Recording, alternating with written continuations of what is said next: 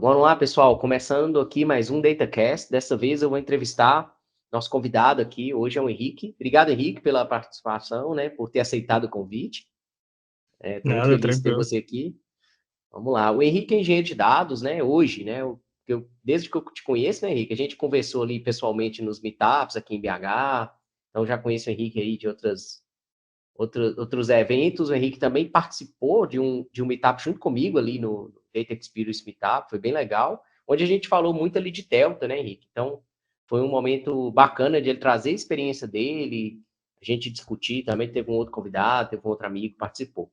Hoje, eu queria aproveitar que eu tenho essa agenda com você aqui, para a gente falar sobre o assunto que é muito polêmico aí, né? Que é Data Lake House, sobre Data Lakes, o que não nos contam, né? Que é o título aqui desse podcast. Mas antes de a gente entrar nesse aspecto mais técnico, eu gostaria de te pedir para você fazer um overview da sua trajetória profissional, da sua carreira, como que você começou, o que te levou a seguir essa carreira e o momento que você está hoje. Assim, acho que é bacana para os ouvintes, para quem está aqui, tanto no YouTube, vendo o vídeo e ouvindo o áudio aqui, né? Como quem está também no Spotify ouvindo a gente. Então, Henrique, a casa é sua, fica bem à vontade e vamos lá. Beleza. Bom, obrigado pelo convite. É um prazer, né? Sempre conversar com você assim e poder compartilhar também sobre a nossa área. Uhum, Bom, trajetória profissional, cara, a minha é um pouco diferente. Eu já fiz alguns cursos de faculdade ali, sem terminar vários, mas basicamente eu comecei fazendo faculdade de engenharia de controle e automação e trabalhava na Fiat como estagiário na época. Entendi que não era o que eu queria fazer da minha vida, falei: "Não, vou mexer com contabilidade". Eu mexia muito com Excel nessa época, né. Então, fui lá, fiz contabilidade, fiz uns 2 anos de faculdade e fui arrumando uhum, estágio na área, depois consegui um trabalho de assistente contábil, e sempre muito interessado na parte das planilhas do Excel, fazia umas macros e sim. automatizava processos dentro do Excel. E isso foi chamando muita atenção de algumas pessoas, e aí teve um cara hoje que é um grande amigo meu, ele chama Gabriel Allen, ele me direcionou para esse mundo de business intelligence na época, foi ali acho que em Uhum, 2018. E aí eu comecei a estudar um pouco sobre BI, fiz uns cursos, aprendi a modelagem de data warehouse e tal, e aí eu consegui fazer a transição de assistente contábil para analista de BI júnior. entendi. E aí eu fui trabalhando, mexendo com BI mesmo, assim, bem clássicos, sabe? Sim. Modelagem de DW, principalmente, e também construção de muita coisa de Power BI, de relatório. Depois peguei os desafios de reporting service, aqueles Uhum, servidores gigantescos. Então, aí eu fui entrando um pouco mais nessa área de dados ali em 2018, mais ou uhum. menos em 2020. Eu consegui meu primeiro trabalho como engenheiro de dados, e Que legal. aí eu já meio que entendi ali que eu gosto é da parte da ingestão, não é tanto do relatório, sabe, de ficar Aham, construindo visão. E aí eu fui estudando, né, buscando, na época não tinha nem muito conteúdo sobre engenharia de dados, então eu busquei bastante coisa na internet mesmo e achei que a engenharia era o caminho que eu gostaria de seguir, consegui, eu trabalho numa consultoria bem conhecida aqui em Belo Horizonte, a Data Sprints, lá na época. uhum, com certeza. E assim, eu tô nos projetos bem desafiadores mesmo. Era bastante complexo, assim. O primeiro projeto eu fui mexer com Node.js, fazendo ingestão de Eita, Excel já para um começou banco. bem, hein? Já começou bem. Nunca tinha mexido com Node, tá? Uhum, Mas aí eu fui trabalhando bastante na área e crescendo, assim, dentro muito de consultorias, a maior parte, tá? uhum. Então, eu acho que isso me deu uma visão muito ampla de mundo. Eu acho que quando a gente conversa, você vê que eu tenho umas ideias para tudo quanto é lado da engenharia, eu fico soltando umas ideias. Aí, e se fizer tal coisa, tal projeto ali, será que Legal. funciona? E Eu falo aí, que eu falo que essa, só de te interromper, Henrique, mas eu falo assim, falo que esse começar com trabalhar em consultoria é muito bom pela velocidade que a consultoria tem, né? Assim, diferentemente de empresas tradicionais ou empresas muito grandes, as consultorias normalmente elas têm menos prazo para entregar projetos, elas estão ali para ser um braço mais veloz mesmo. Então, isso exige muito do profissional, né? A gente evolui bastante, né? Lidando com consultoria, cenários diferentes. sim, demais. E também acho que faz muita diferença, sabe? A gente acaba Aham. tendo muitos tipos de cloud diferente dentro de uma mesma empresa e tem umas coisas assim. Uhum. Depois disso, eu fui trabalhando em alguns lugares, trabalhei em algumas outras consultorias depois, trabalhei na Take um tempo, até Legal. chegar onde eu tô hoje, que eu entrei como engenheiro sênior na ADM, que é uma administradora de cartão de crédito, e agora eu tô como coordenador lá, já tem mais de um ano, do time de engenharia de dados. Mas, assim, a Maravilha. transição não foi muito comum, não. Eu não a parte da faculdade em si, contabilidade, não tinha muito a ver na época não, sabe. Muito legal. Acho interessante porque, assim, tem muita gente que nos ouve aqui, cara, que também fez transição de carreira ou está buscando fazer transição de carreira. Então, quando a gente conversa com alguém, né, que tem a experiência que você tem, está no carro que você está hoje, e que essa pessoa veio de uma transição, isso inspira muita gente, né? Eu acho muito bacana isso. O fato é, se te colocar numa contabilidade hoje, você consegue se virar, né? Mais ou menos, tem muita coisa que eu já não lembro não, hein. Eu tenho ideia dos Brincadeira. conceitos. Beleza, bacana. Cara, me fala um pouco, entrando um pouco no aspecto mais técnico, viu, Henrique? Aqui a gente tem Uhum. como ouvintes aqui, cara, líderes de dados, engenheiros de dados, estão construindo plataforma, analistas, cientistas, então fica bem à vontade, porque a turma é bem técnica. Como é que está hoje a estrutura, se você puder abrir, obviamente, tá? Como que está o data lake de vocês hoje? Você não precisa falar detalhes de negócio, não tem necessidade disso, mas aspectos tecnológicos mesmo. Esse papo aqui, gente, o DataCast é um papo bem técnico, né?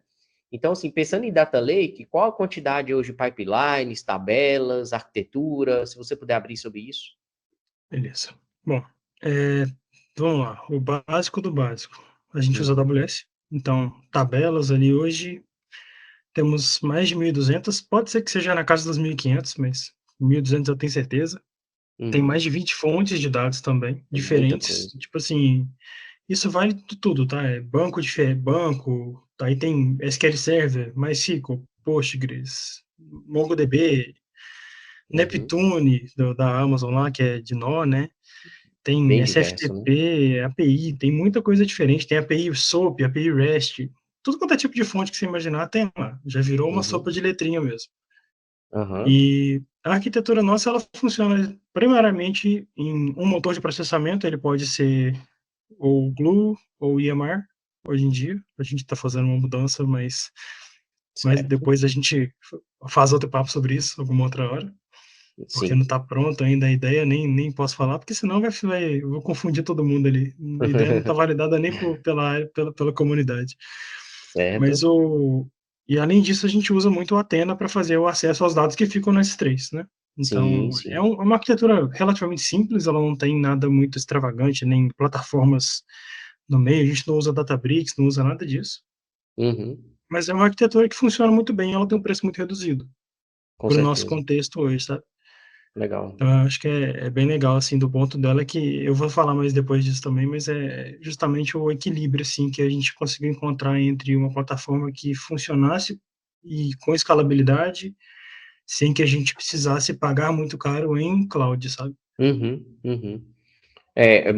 São muitas tabelas, né? 1.200 a 1.500 tabelas é muita coisa, cara. Na fase de ingestão ali, vocês têm usado o que, assim? Você pode falar, tipo DMS? Qual que é a forma de ingestão? Ou é via aplicação mesmo? Então, na verdade, a gente usa o Glue para Uhum, fazer as ingestões incrementais, a gente usa o DMS para fazer ingestões full, uhum, e existe um outro braço, porque a gente tem cenários diferentes, tem várias contas de AWS uhum. diversas ao longo da estrutura toda da empresa, então a gente usa o Glue em uma conta especificamente por conta de segurança, a gente tem menos acesso a essa conta para poder construir serviços dentro dela, e aí Certo. nas outras contas que a gente tem mais liberdade, a gente usa mais o EMR, por conta de preço, né, o EMR ele dá mais trabalho, a gente tem que configurar muito mais coisa, mas Uhum. ele é muito mais barato e mais eficiente, assim, no aspecto de olhando para uma ingestão, se você tiver um time que consiga fazer essa construção, né? Porque a parte da Claro. configuração ela é bem mais complexazinha do que o Glue, que você só joga o código lá dentro, coloca as bibliotecas e manda rodar, né? Sim, na verdade você só habilita as bibliotecas no Glue, né, você só fala que você quer usar tal e coloca os parâmetros ali na aplicação e funciona, né. O Sim. Amazon EMR você tem mais trabalho, né, subir jar, né, configurar as coisas, né. Apesar de que eu vejo uma evolução também no Amazon EMR nas versões mais atuais, né Henrique, não sei o que que você acha disso, mas eu vejo que tem coisas também pré-instaladas, a gente roda um comando e tem a habilitação do Delta, não é assim? Ele tem o EMR, ele é um cluster primariamente que já vem com o Spark instalado e, se eu não me engano, ele já Uhum. tem vindo com o Delta mesmo pré-disponível, assim, para você usar. Pré-disponível, isso. É que tem umas coisas que são boas no EMR, mas ao mesmo tempo podem ser ruins. Então, se você vai rodar qualquer gestão, qualquer código que não precisa do Spark, você vai pagar muito caro em máquinas que vão obrigatoriamente ter Spark. Você não consegue não ter, né? Então, assim, é muito bom para. É como se fosse um canhão, sabe? Sim, E às vezes o pessoal usa o canhão para matar uma formiga. Então, tem que tomar esse cuidado clássico. ali, sabe? Interessante. No caso de vocês, vocês usam o Glue para aplicações Python e o EMR para aplicações Spark? Como é que é? Não necessariamente. O Glue a gente usa ele bastante para quando é Python, mesmo em outras contas, ambientes. Uhum, Mas a gente usa também. O Glue a gente usa ele mais em uma conta específica por limitação mesmo de acesso na conta da AWS. Mas entendi.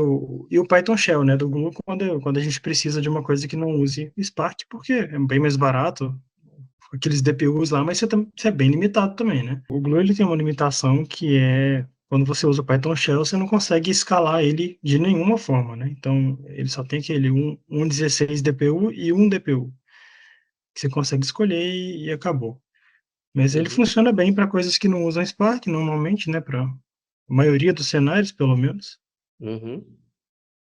Pois É, esse é o contexto, assim. bacana. Eu lembro que a gente já teve boas experiências com a Amazon EMR, cara. Eu acho que um diferencial do produto é o recurso de autoscale dele, né? Você consegue falar assim, ó, eu quero ter, sei lá, inicia a aplicação com 2 nodes e cresce até 10 nodes, né? E ele faz isso muito bem. Ele faz o upscale e faz o downscale de uma forma muito bem feita, assim. A gente não tem que ficar, por exemplo, monitorando a utilização do CPU e ver se ele está fazendo o downscale. Eu já tive em outras plataformas, já tive problema de eu ter que configurar o fator de escala, né, do cluster e de downscale, de upscale, de upscale. Eu tive que mexer nisso. Eu acho que isso que é complicado às vezes. Eu acho que a Amazon, por padrão, já faz isso muito bem, assim, o EMR, Mas né? eu concordo. Eu acho que eles realmente têm uma boa construção ali dentro do Yamar e a gente ainda usa um cenário que a gente tem clusters específicos. Sim. Então, quando a gente.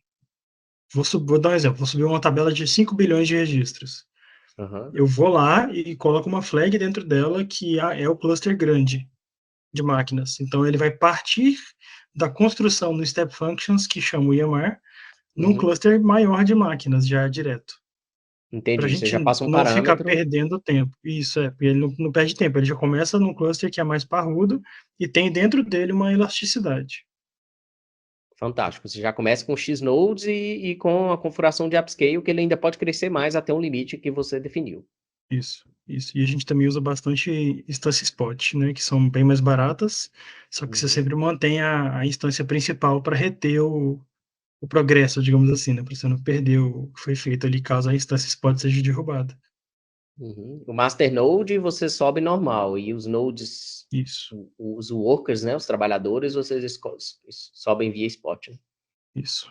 Incrível, cara, fantástico. Cara, e vamos lá, tem uma pergunta aqui que eu até que falei que ela é polêmica, que é a pergunta que remete ao título desse podcast, né? O que não nos contam sobre os data lake houses? Bom, cara, na minha opinião, né, o que não contam é o preço. Tem muito relacionado ao preço das coisas. Eu fiz umas anotações aqui que basicamente existem três caminhos. Ou você paga muito em plataforma, em cloud. Um bom exemplo é o Databricks, que ele costuma ser mais caro do Uhum, que as clouds convencionais, mas você tem uma facilidade absurda de integração, tem todo um sim. funcionamento que ele já está meio que pré-construído ali dentro, e você integra dois ambientes, engenharia barra ciência num lugar só. Uhum, Mas, assim, a parte da engenharia, ele não é tão mais caro do que as outras clouds, mas a parte da ciência de dados, eu tenho um entendimento ali que é bem salgado o preço. uhum, Mas aí isso te permite ter um time pequeno. Permite sim, ter um ou dois engenheiros de dados que vão só, de fato, fazer as construções ali no Python, organizar em si as tabelas lá dentro, né? sim. E as funções também agregadas de catálogo e tal. O segundo caminho seria você ter um time extremamente capacitado e fazer esse contraponto. Você não gasta tanto com a cloud plataforma, mas você paga muito para o seu time. Você contrata pessoas boas e Uhum. várias pessoas para conseguir desenvolver soluções um pouco mais customizadas, dependendo do tamanho da empresa, isso vai fazer bastante sentido. Digamos que é como se fosse o segundo tipo o segundo estágio, né, de Sim, time de dados. O primeiro seria o Databricks, onde você tem pouco engenheiro e o custo da plataforma ele escala conforme você usa. certo. Para você ter um time de dados que justifique para você ter gente capacitada para fazer coisa customizada, acaba sendo uma situação um pouco mais assim, a empresa já tem que estar com uma certa maturidade, já tem que ter um certo Uhum. volume de dado ali girando nela. E esses seriam os 2 cenários ótimos. O terceiro cenário é quando não se tem muito bem essa clareza de planejamento, e aí você acaba Certo. pagando muito para os 2. Você contrata plataformas que são caras e acaba tendo um time muito grande. Uhum. Durante um bom tempo isso vai funcionar, durante alguns anos isso vai funcionar bem, as coisas vão fluir até rápido demais, porque, Sim. né, a plataforma com um time bom é potencializado, mas depois fica meio que desequilibrado, o time começa a ficar um pouco assim, talvez sem ter muito o que fazer, se a empresa não tiver um crescimento muito grande, que Uhum. justifique, né, o volume de trabalho, e ao mesmo tempo o custo da plataforma vai só subindo também. E aí tem o ponto que eu acho que é o negativo de usar um Databricks da vida, uma plataforma bem mais fechada, que é a Aham. falta de customização. Então você não Uhum. consegue criar todo um ecossistema bem específico para sua empresa, que é ótimo para sua empresa, porque vou dar um exemplo do Glue, tá? A gente usa o Sim. Glue e você tem a escalabilidade dele de 20 workers. Isso aconteceu comigo. A gente botava lá um Uhum. job com 20 workers. Não, vai rodar. Demorava 2 horas para rodar com 20 workers. Ficava muito caro. Sim. Aí a gente ia olhar depois do detalhamento das máquinas, do monitoramento, não estava batendo nem 20, 30% de cada máquina. Porque a Sim. otimização dele ela é feita de forma bem genérica. Então, não é uma configuração de Spark que você consegue mexer 100% nela. No IAMAR, você consegue configurar 100% para a sua necessidade. Uhum. Então, é como se fosse isso. Você perde um pouco do range de flexibilidade que você tem de configuração quando você Total. usa essa plataforma, sabe? E aí, a longo prazo, numa empresa um pouco maior, de médio, talvez grande porte, você começa a não ter tantos benefícios em si de uma cloud mais otimizada, sabe? Você paga caro pelo, pela cloud em si que você está usando. Uhum. Seriam esses os pontos, assim, sabe, que eu diria que não é muito Sim. falado. Eu não acho muito conteúdo sobre isso, inclusive na internet Claro, também. Quando a claro. gente conversa, é sempre difícil de conversar, porque ninguém às vezes nem coletou tanto dado assim sobre isso também, né? Uhum. É, eu concordo plenamente, eu acho que essas plataformas proprietárias, elas têm a desvantagem de ter uma coisa muito de prateleira, né, Henrique? Então, por exemplo, o exemplo que você deu do Glue, né? Normalmente é um setup pré-definido para atender milhares de clientes, né? Ah, eu tenho um cenário específico meu aqui, você tem menos flexibilidade para editar, para customizar, é isso que você está falando, né? Faz Isso. todo sentido, cara. E me fala uma coisa sobre ainda essa questão do Lake House, né? Assim, o que que você vê no aspecto de marketing? Assim? Tem muita coisa de marketing falando que esse é o caminho, que esse é o melhor cenário do mundo, tudo. Eu acho que e a gente sabe, né, cara, que não existe bala de prata. Qual que é a sua visão disso? Assim, eu acho que por que eu estou trazendo isso? A gente não falou ainda no podcast, mas vocês implementam o conceito de Lake House aí, e a próxima pergunta é essa. Mas já pulando aqui já para esse tópico, assim, já que o que não nos contam, Uhum. né? A gente está falando de coisas polêmicas, talvez. O que na sua visão é mais polêmico no aspecto de marketing, no aspecto de todo o ecossistema, de todo o marketing que tem por trás desse conceito? Bom, eh, deixa eu começar contando por que a gente usa o Lakehouse, que aí eu acho que Ótimo. vai facilitar um pouco da entrada do assunto. Uhum. A princípio a gente tinha um data lake, não tinha um lakehouse, era só um data lake normal. Eu entrei na Sim. empresa para fazer a construção desse data lake e fazer definições que fizessem sentido para a empresa como um todo. Uhum. Eventualmente, o time de análise de dados começou a crescer, entrou um analista muito bom, o cara começou a desenvolver o DW da empresa. E aí, nessas conversas iniciais de planejamento de escopo do DW, onde é que nós vamos fazer esse DW? Vai ser dentro do RDS, vai ser no Redshift, vai ser no S3. Como é que a gente vai armazenar barra processar esse dado? Então, aconteceu muito de que foi sem querer. A gente foi planejando, fizemos uma série de testes, tá? E aí a gente chegou no Uhum. consenso de que, cara, vale mais a pena a gente usar o Athena como leitor, por mais que ele cobre por tera lido, do que ficar guardando o DW dentro da RDS, que vai custar muito dinheiro só para Sim. armazenar e tem um custozinho de leitura. Então, pelo volume de dados que a gente teria, né, dentro do DW, com as tabelas Uhum. meio que uma POCzinha já meio feita, foi um entendimento que era um consenso que funcionaria melhor para a gente no cenário que a gente tem, até para dar mais flexibilidade para os usuários consumirem o dado. Porque consumir o E- dado de um RDS, você tem a limitação da instância. A instância ela limita o uso do dado. Se você tiver muito uso, a instância começa a travar. E aí você vai escalar para nós de leitura da RDS e o preço sobe muito, muito acima do seu armazenamento. Não foi feito E, para isso, né, cara? Se você for ver é, o RDS, ele não foi feito para Analytics, né? Ele foi feito para atender o LTP. isso, Então, às vezes você está exatamente. querendo transformar um produto em para que ele atenda uma necessidade, mas ele não foi feito para isso. Obviamente, vai custar muito mais caro e você vai ter muito mais trabalho para customizar ele. O ponto Isso. quando você fala que o Atina atendeu bem, você está comentando no aspecto de custo.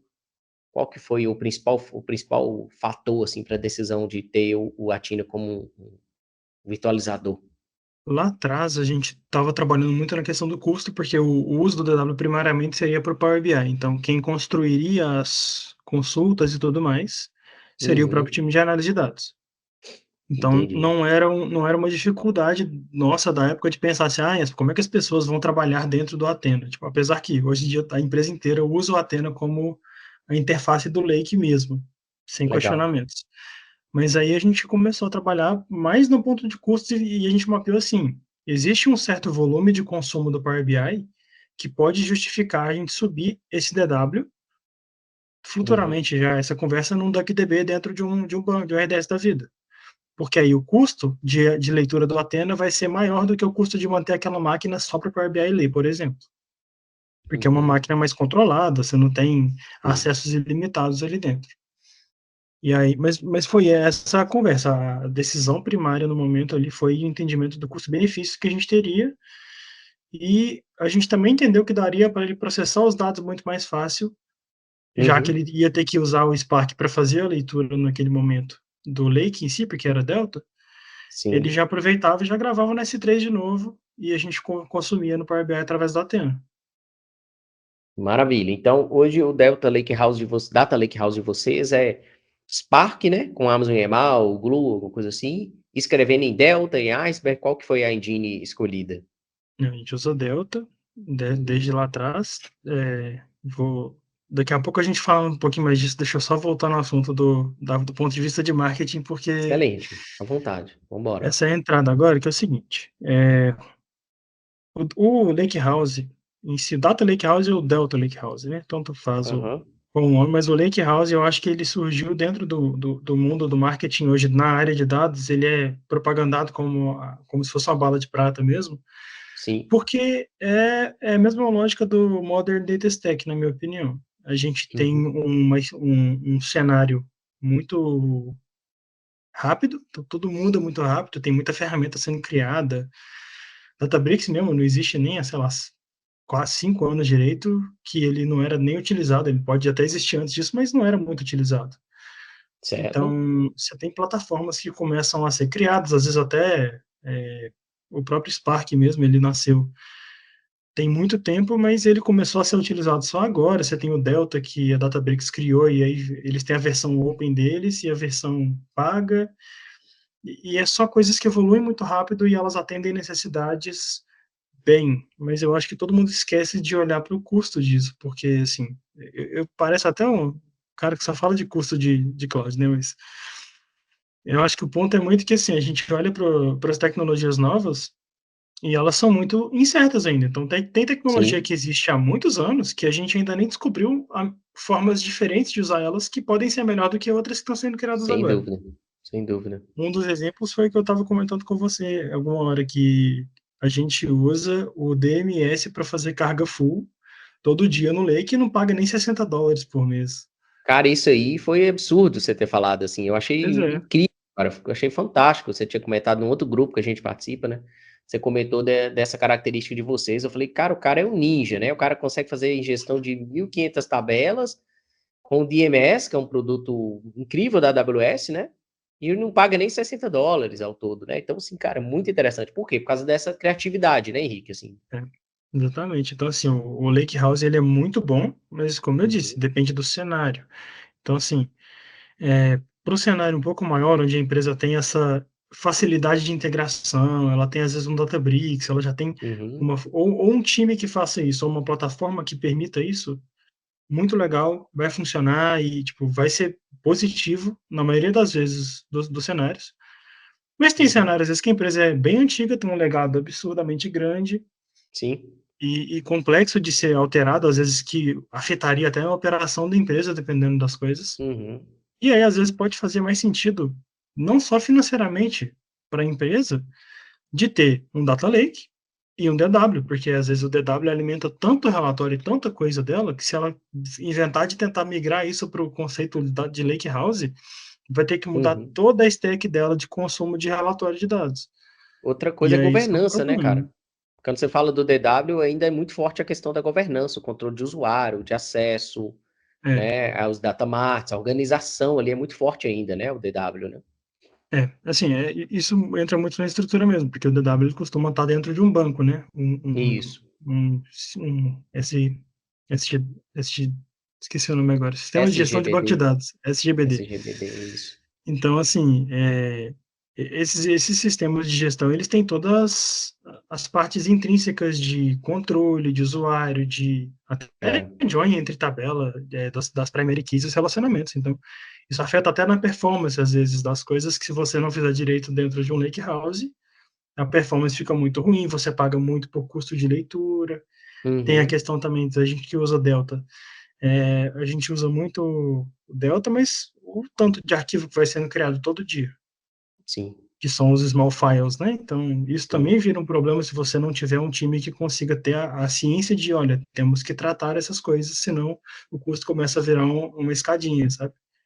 Então, acho que Claro, claro. ponto polêmico seria mais desse lado, assim, que ele é muito bom de fato. Eu acho que um conceito que existe hoje que não vai embora tão cedo. Ele deve até evoluir, imagino eu, para mais algumas coisas que a gente ainda nem sabe. Mas eu acho que tem só que ser tomado cuidado, porque tem muita empresa no Brasil e no mundo também, não é só no Brasil, mas que eles têm sistemas legados que não são tão compatíveis assim com uma mudança dessa, sabe? Incrível, fantástico. Traduzindo um pouco, assim, quando você fala que não é tão compatível, vamos só deixar um pouco mais simples para quem está ouvindo. Deixa eu, e ver também se eu entendi, né, o que você quis dizer. Hum. Quando você fala que não é tão compatível, por exemplo, se a gente usar uma engine como Delta e a gente está escrevendo ali no Data Lake, né, isso não necessariamente é compatível com as formas de consumo de dados. Por exemplo, se eu estiver escrevendo em Parquet, é muito provável que qualquer aplicação vai conseguir ler qualquer solução, ferramenta que vai precisar consultar esse dado, né? Já é um formato de dados, né? Muito mais bem consolidado. O que você está querendo dizer é isso, Henrique, na sua visão? Isso, exatamente. Uhum. E não só o formato de leitura, mas uma comparação. A gente tem gente para executar a mudança e fazer todo o DW dentro do S3, que era um Certo? DW dentro do SQL Server, por exemplo. Uhum. Só de fazer isso, e fazer a leitura através do Athena, você obriga todo mundo a mudar todas as queries que existem hoje no SQL Server para a linguagem do SQL do Trino, que é a engine do Athena. Que ela tem Uhum. pequenas diferenças e isso quebraria todas as queries. Se você tiver Total. uma empresa com 3.000 relatórios que conectam lá, fica um pouco insustentável fazer uma manutenção dessa, ou senão uma coisa que você vai ter que fazer durante meses de correção, Fantástico. sabe? Fantástico. Esse é o ponto que você comentou, cara, que eu queria dar um zoom assim. Normalmente, quando a gente fala de lake house, implica em uma arquitetura inteira ser alterada, né? Isso é que é interessante a gente deixar muito claro aqui, né? Os benefícios existem, nós vamos até falar um pouco deles aqui, tem até pergunta para isso. Mas o que o Henrique está falando, gente, é assim, uma alteração no engine de armazenamento. Ah, vou deixar de escrever em Parquet, sei lá, vou deixar de escrever no Data Warehouse, eu vou passar a escrever no S3. Implica em exemplo que ele deu aqui fantástico, que é, ou seja, eu vou precisar de um virtualizador como o Trino ou como a Tina, alguma coisa nesse sentido. Isso vai envolver refactory dos meus SQLs, né, da criação dessas tabelas, vai envolver a forma que esse dado vai ser consumido, ou seja, eu não vou mais acessar um database, uma aplicação, sei lá, se eu tenho uma aplicação que acessa um banco de dados analítico como por exemplo o Redshift, o BigQuery, alguma coisa assim do tipo, se você precisar mudar isso, né, você não vai ter um JDBC comum que o mundo todo usa para acessar Redshift, porque agora você tem que acessar Trino, mas eu tenho JDBC também, mas é outra plataforma, é outra SQL, é outra linguagem de consulta, né, cara? Muito interessante essa visão que você trouxe, assim. Acho que a gente, como engenheiro de dados, como arquiteto, etc., a gente tem que pensar no todo, né? Não é defender uma tecnologia sem olhar o todo, né? E me fala, dando mais um zoom aí nesse ponto aí, cara, do consumo do dado, eu achei muito importante isso. Essa experiência que você tem no Atina, lendo o dado direto do S3, como é que você tem visto assim? Você pode falar sobre volumetria de tabela, se está atendendo bem ou não? Cara, volumetria eu não sei nenhuma de cabeça, mas assim, Uhum. existem problemas, com certeza, porque vou entrar em outro assunto que a gente ia falar depois, eu acho, mas Bora lá, a que gente já aqui a teve gente um não precisa seguir o problema, roteiro, não, tá? a Vamos gente deixar esse já teve um negócio problema, fluido. beleza, a gente já teve um problema lá no passado com o Uhum. Delta Open Source, Sim, que assim, ele era um problema conhecido e que se você particionasse as tabelas do Delta, certo. elas duplicavam o dado. Era um bug mesmo, Um reportado bug. dentro do GitHub e tudo mais. Olha. E aí a gente teve que refazer a carga inteira do Lake por causa disso e retirar o particionamento das tabelas. Uhum. E tem tabelas nossas que, sei lá, deve ter 6 bilhões de linhas, uns pesos Uhum. bem grandes, assim, e pesam muito, e assim, são tabelas historicamente grandes, então elas geram Sim. muitos arquivos demais o tempo todo, e elas são incrementais, atualiza dado todo dia.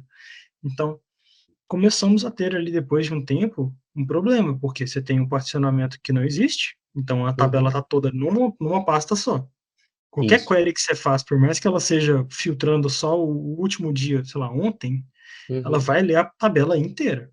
Isso é um problema para dois aspectos, tanto para fazer o merge, porque o merge ele pega o data frame atual, É compara caro pra com o caramba. novo e coloca só o diferencial dentro do lake. Uhum. Então, é um processo que processa muito dado todo dia e fica bem caro. A gente Uhum. corrigiu depois isso, tá? Mas aí esse Sim. grande problema que a gente teve lá, que foi o maior que a gente já teve, ele gerou um custo de $1.000 em 2 dias, que a gente teve que recarregar o lake inteiro. Por conta de um bug de uma solução open source, né? Com certeza. Exatamente, exatamente. Legal. Então, assim, Uhum. é, Isso desse foi quando, Henrique? Só se a gente tem um timeline aí deve da ter 1 ano e evolução do meio, mais ou Delta? menos. 1 ano e meio, né? Uhum. As É, versões novas corrigiram muito os bugs, assim. já Eu corrigiu. acompanhei muita coisa no Stack Overflow. E aí, assim, entrando nesse ponto do Delta em si, ele funcionou bem. A gente tem a performance do Athena que não era muito boa. E agora que a gente está começando a ver ela melhorar, mas teve uma coisa que melhorou muito mais do que o particionamento, O que que foi? que foi o reprocessamento dos arquivos, que eu esqueci o nome da função agora, que ela condensa todos os arquivos. Você mencionou em algum meetup Optim... que você... Isso. A gente está aplicando o Optimize agora, que ele Uhum. condensa os arquivos em arquivos de, acho que até 1 GB, se eu não me engano. Uhum. A performance virou outra. O particionamento, com certeza, para tabelas muito grandes, ele ajudou, mas para tabelas pequenas, ele é irrelevante ou ele até piora a performance às Sim, vezes, sim. porque ele te faz buscar em mais pastas os dados. Mas assim, é muito curioso, porque tudo tem uma troca, né? Você tem os pontos que, pô, isso aqui melhora para esse lado, mas para esse aqui talvez nem tanto. Para o Athena especificamente, a performance ela ficou muito ruim ao ponto de algumas vezes uma query demorar 5 minutos. Uma query dessas tabelas pesadonas, que dava o Uhum. join nelas, né? Demoram 5 minutos. Hoje em dia, se eu não me engano, deu uma melhorada, já está na faixa ali dos 1 minuto e meio, 2, porque a gente Aceitável, aplicou o né? particionamento. É um tempo razoável para o volume de dados que o pessoal busca, né? Uma saída foi particionar e rodar Optimize, assim, foi o que mais mudou o jogo, assim, Isso. então, né? É. O Tá, tem particionamento uma... ele melhorou a velocidade, o Optimize melhorou o custo do Athena, porque ele te faz ler menos requisições do S3. Porque senão Isso. você tem tipo 5 milhões de registros, 5 milhões de registros, não, de arquivos dentro de uma pasta do S3, Uhum. cada leitura ali vai cobrar 5 milhões de leituras no S3, é muita coisa. Então a gente precisou fazer isso porque o custo do S3 começou a aumentar muito, sabe? Incrível, cara, fantástico. E esse comando Optimize, esse utilitário, né, do Delta, ele veio para suprir, se a gente for ver, aquele problema do Spark de listar todos os arquivos. Então, um problema nativo aí dos data lakes, ou seja, você tem tabelas grandes, mas isso distribuído em milhares de arquivos pequenos, né? Então, você abre o S3 lá, você consegue ver milhares de arquivos Parquet dentro do data lake, e isso é um problema para o Spark fazer listing de tudo, né? Então, o Delta já melhora muito isso, porque o Delta consulta o log primeiro antes de acesso aos arquivos, mas mesmo assim, ler o S3, né? Ler o S3 é uma chamada de API, né, cara? E a chamada de API a gente sabe que é É. um processo lento, né? Então, quando ele condensa esses arquivos, ele diminui a quantidade de arquivos físicos, isso melhora muito a memória dos workers ali, dos nodes, né? Muito bom, muito Isso. bom. E aqui, você lembra que sei lá, talvez um ano para trás, um ano e meio, o Delta trouxe o conector nativo para trabalhar com Delta, né? O Atina. O Atina trouxe um conector nativo para trabalhar com Delta, né, Henrique? Como é que era? Vocês usavam a versão que era via manifesto ou vocês já pegaram essa versão que ele usa o conector? Não, a gente usa até hoje o manifesto. Até hoje? Sim. Já fizeram POC para tentar mudar isso? Não, ainda não, mas a gente tem no roadmapzinho nosso, mas não é uma coisa que influencia diretamente na operação. Então, por motivos de priorização mesmo, a gente não Sim. mexeu nisso, mas a gente usou o manifesto lá atrás mesmo, porque Uhum. era a única forma de ler, né? O Athena Sim. conseguia entender o que estava sendo colocado ali nos dados. Mas funcionou bem pra gente desde o momento. A gente começou a construir o nosso lake foi em abril de 2022, tá? Então, Uhum. tem pouco mais de 2 anos, mas é um lake que ele tá, assim, funcionando super bem e o manifesto nunca deu problema. O problema Sim. a gente achava que era o manifesto, inclusive, quando duplicou dado. Só que a gente foi debugar a fundo ali e entendemos que era um bug do Delta mesmo open source. Maneiro, cara. Interessante. Muito legal. Boa. Então, pensando deixa eu pular para um próximo aqui, que tem várias perguntas que eu anotei para te fazer, mas você já respondeu várias delas também, isso foi bacana. Por que você escolheu usar Delta na época, assim? Qual que foi lá atrás, assim? Qual você falou que foi uma coisa meio orgânica nos testes que vocês fizeram, mas existem outras engines, né? Tem o Delta, tem o Iceberg, tem o Apache Yude, etc. Qual que foi, na época, a decisão, assim? Bom, na época, eu tinha já trabalhado com Delta por um bom tempo, já entendi Uhum. um bocado ali da construção em si, do funcionamento, e achava que seria bom, e a gente tinha uma premissa que era velocidade. A empresa ela tinha uma carga de um DW, sei lá, uma tentativa de data lake que eles tinham. Era na verdade um DW no Redshift. E aí eles Certo. usavam o DMS para fazer essa carga do banco transacional para Redshift. Uhum. Esse DMS ficava ligado 24 horas por dia, custava lá seus $900 por mês. Era o preço comum de DMS, né? Qualquer máquina lá que você liga fica lá e vai cobrando. O Redshift também era bem caro e não era tão utilizado. E aí eu fui entendendo esse processo ali, o que a gente poderia fazer para otimizar. Então, o tempo de entrega era muito bom. O DMS demorava 12 horas para carregar as tabelas full todo dia, que eram Sim. tabelonas, né? As tabelas pesadas que a gente tem hoje na empresa. Uhum. Então, eu fui entender a velocidade de entrega do dado de processamento. Eu fiz uma comparação entre o Delta e o RUD naquela época. E aí, assim, eu tenho até os dados anotados até hoje. O RUD demorou 3 minutos para carregar 40 mil linhas. O Delta demorou 1 minuto e. Não, ele demorou 40 segundos para carregar 1.300.000 registros. Que Então isso, você cara. tem 1.300.000 contra 40 mil e um terço do tempo. Então, assim, foi bem claro para a gente a velocidade. Admito que pode ter sido até falha de configuração do RUD, tá? Não tinha tanta experiência assim Sim, sim, sim, faz com a parte. Você não tinha tecnologia no tempo também de, momento. de customizar nenhuma delas, né? Então, assim, e o RUD ele é supostamente integrado na AWS, né? A Amazon comprou o RUD, mas eu acho que foi só por isso mesmo. A gente precisava de um requisito, a gente tinha um requisito na época e o Delta atendeu super bem, apesar dos pesares, que era uma ferramenta open source, a biblioteca em si que a gente ia utilizar, que a gente estava ciente dos problemas que poderia ter. Sim. Então, a decisão foi basicamente essa, da velocidade da entrega. Excelente. Cara, eu até saindo um pouco das perguntas aqui, que você comentou, me veio à mente aqui. Eu já tive problema também de performance ao executar comando merge no Spark OpenSUSE. Vocês hoje fazem merge em todas as tabelas? Depende. Tabelas que são de full, a gente traz Não, elas aham. full e depois faz o merge dentro das outras camadas. Sim, sim. Então, na verdade, a gente faz merge para tudo hoje. E Vou pensar e bem, né? hoje porque assim, na camada eu entendo que na camada raw talvez você traz full quando não tem jeito, tem que trazer full, e você faz o mesh só para atualizar a silver e gold para frente, né? Isso. É, Mas para as incrementais é tudo no merge também. A gente não faz, a gente não traz o dado como ele está do banco e bota para aqui primeiro. É um pouco não muito comum, né? Como a gente já conversou, mas a gente traz direto para Delta. Tudo no Lake já entra no Lake no formato Delta. A usando o maioria das DMS? coisas. Não, o DMS não tem como, né? A gente traz ele no arquivo, acho que ele vem Sim. Parquet, se eu não me engano. Parquet, isso. Mas o que traz, que é processado via Spark, ele já cai em Delta. Cai em delta. Não, bacana. Eu perguntei do DMS porque até onde eu sei de DMS ele não escreve delta, né? Não, Ele ele não escreve processa, sempre nem processa nem escreve. nem processa nem escreve, exato. Não, Isso. fantástico.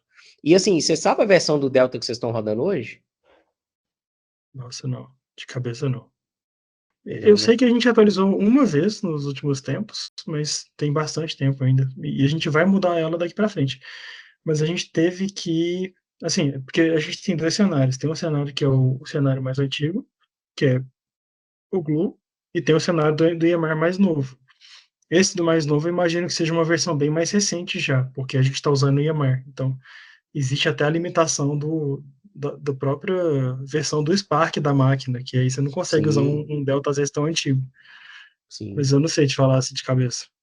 Não, né? É curiosidade boba também, porque assim, eu tenho acompanhado muito o projeto, eu sempre fico no Twitter do Delta, e assim, as novidades, cara, as versões mais atuais, eu não sei os bugs que elas trouxeram, mas o que elas já trouxeram muitas features de performance, principalmente o Delectable Vectors, alguma coisa assim de merge, tudo, parece que tá bem interessante. Acho que vale a pena fazer POC, né? Entender se faz sentido. Sim. É, cara, caminhando mais para o fim aqui, eu tenho algumas perguntas pensando em futuro. Quais são as principais tendências para o futuro do Data Lakehouse na sua visão? Cara, eu acho que tendência vai entrar muito no aspecto de customização mesmo, dentro de cada cenário. Tem muitos tem muitas plataformas que elas tentam atender essas dores, e é por isso que elas surgem, inclusive, né, o Databricks surgiu com esse intuito de unificar os ambientes. Mas eu acho que o Lakehouse ele vai ficar. Eu acho que é uma arquitetura mais estável do que as outras que vieram antes, no aspecto de que ela atende muita coisa, ela atende uma variedade muito grande de cenários. E considerando que cada empresa tem literalmente o seu cenário bem único, é uma arquitetura que funciona muito bem, justamente por ser tão flexível, sabe? Sim, sim, Então, incrível. eu não vejo que ela vai mudar tanto, mas eu acho que ela vai evoluir bastante. Tem muita coisa acontecendo, às vezes versão de biblioteca, às vezes alguma ideia muito diferente. Vou dar um exemplo, essa aí vamos usar o DMS para pagar Uhum. barato em carga full. Alguma coisa dessa toma conta aí e, tipo, ganha uma certa relevância a ponto de entrar dentro dessa arquitetura como se fosse uma das premissas dela, sabe? Massa. E eu acho que talvez algumas evoluções nesse sentido, mas de mudança, assim, eu não vejo uma mudança muito drástica do formato atual, não. Incrível, bacana. Eu também concordo com você. Acho que vai acontecer mais evolução, deixar isso mais maduro, mais robusto, né? Novidades chegando no aspecto de correção de bugs ou melhorias, né? Mas eu acho que o que vai crescer bastante é integrações, novidades, ferramentas integrando, plataformas tendo essa engine como né, conector oficial, e assim por diante, né? Acho que a evolução está mais nesse sentido. Beleza, cara, beleza. Bom, caminhando aqui já para o fim, eu quero agradecer, Henrique, sua participação. Obrigado aí por estar compartilhando aí suas experiências, né? Por você ter aceitado o convite e vir falar para a turma aqui. E queria saber de você, assim, como que a gente pode encontrar você? A gente pode, quem está ouvindo aqui o podcast ou está assistindo no YouTube, etc., como que as pessoas podem te encontrar, né? Para trocar uma ideia ou para, enfim, conversar com você aí sobre e tirar dúvidas sobre esse universo de engenharia de dados. Cara, legal. Obrigado pelo convite mesmo. Eu acho muito legal conversar sobre isso, conversar sobre a área como um todo, arquitetura e engenharia. Eu vejo que tem poucas pessoas que falam de custo, por isso que eu bato muito nessa tecla, né? Toda vez que alguém encontra comigo, eu tô lá falando de custo de Data Lake. Então, Sim. podem me encontrar no LinkedIn, primariamente mesmo. Pode deixar aí na descrição, né, do Uhum. podcast, mas é só procurar Henrique Vilela com dois L's antes do E que vai me encontrar. É muito difícil de ter outro igual lá. Legal, legal. Mas é isso, cara. Muito obrigado. Foi bem interessante, assim. Eu gosto muito das perguntas que você fez também, que foram bem abrangentes, assim, no aspecto de adentrar um pouco mais da arquitetura também, do que existe. E você pergunta inicialmente as tecnologias que eu uso, eu falo uma. Você vai perguntando, eu vou lembrando de umas 50 outras ali, né? Então, é bem normal isso. Muito bom, Henrique. Obrigado aí mais uma vez. Gente, quem quiser acompanhar o DataCast, é só se inscrever no YouTube e no Spotify e acompanhar. A gente vai ter papos aí com outros feras aí da engenharia, de dados, da AI e assim por diante. Obrigado, Henrique, mais uma vez. Tamo junto. Um abraço. Valeu, tchau, tchau. Deixa eu parar a gravação aqui.